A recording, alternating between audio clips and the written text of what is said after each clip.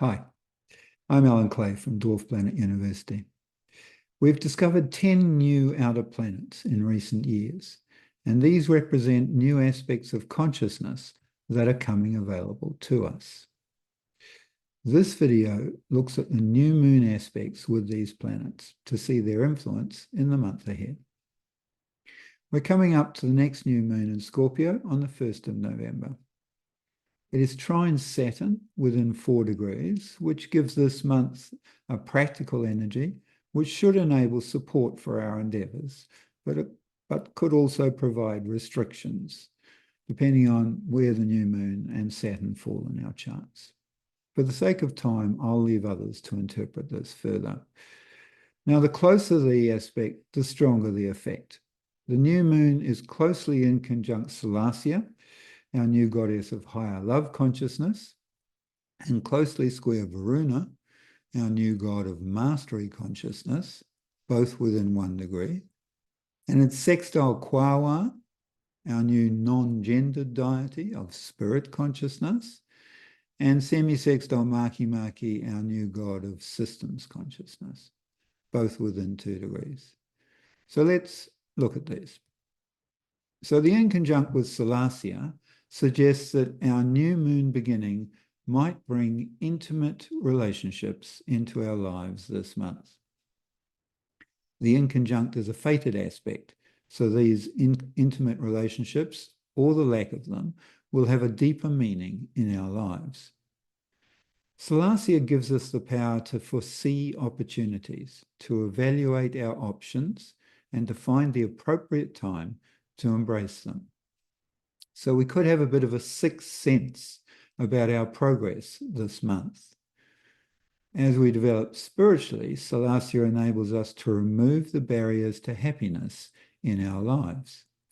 And we learn to approach life with an easy sense of humor that enables us to get through the difficult times. And this gives us a self-protective quality that helps us weather both the real and the psychic storms in our lives. So the more we can take ourselves lightly and remove the barriers to happiness in our lives this month, the safer we'll be. And at the highest level, Salacia is about bringing true love into our lives and empowering our psychic contact with others. So we have a fated opportunity to find true love if we can open up to our higher love consciousness this month. To embrace higher love, we need to lift ourselves out of the salacious side of our lives, out of love as a material experience, and embrace our psychic sensitivity. All right, now the square with Varuna suggests we will be challenged to be more sovereign in our approach this month. We can look at Varuna as the higher octave of Saturn. This means that Varuna is a more spiritual level of Saturn. And where Saturn rules by control and through laws and restriction, Varuna has a natural sovereignty, but we have to claim this through action. Sovereignty is actually a dance. We have to claim it, and at the same time, others have to agree to give it to us. It's a dance between our intention and the collective psyche. Over time, through this dance, we gain support and notability for our work. So the challenge this month is to stand in the center of our lives and own the results of our dance with karma and dharma. We need to develop an inner conscious authority and learn to practice compassion in action. When we do this, we may experience revelations or become a sort of sage in some area. All right, the sextile with Quaoar enables us to develop a practice this month to bring spirit into our physical lives. In myth, Quaoar sings and dances the world into existence. It's a very beautiful thing, yeah? Song and dance are practices that call spirit into our lives, as are activities like meditation, yoga, bushwalks, and even sport. Anything can be a practice to enrich our lives with spirit. Watching this video is a practice that enriches your life with spirit. So the more you can make the space for your spiritual practice this month, the better things will go. As we develop spiritually and embrace Quaoar, we learn to see our whole life as a dynamic meditation, where we can see the opportunities in real time and act on them. At this level, Quaoar becomes the higher octave of Jupiter, lifting Jupiter's dumb luck into a smart luck through this meditation practice. So the sextile tells us that luck will be with us this month if we stay open to the opportunities and have the presence of mind to act on them straight away.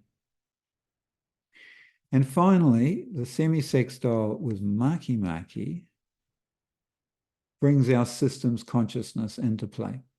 Makemake is a spiritual trickster, allowing us to play with the area of life signified by his position in our chart.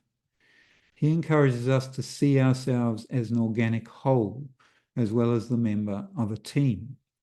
Through participation and understanding the teamwork process, we learn how to be sensitive enough to tune in with our fellow team members. This interaction gives us a world view based on that experience and a view of our place in the world.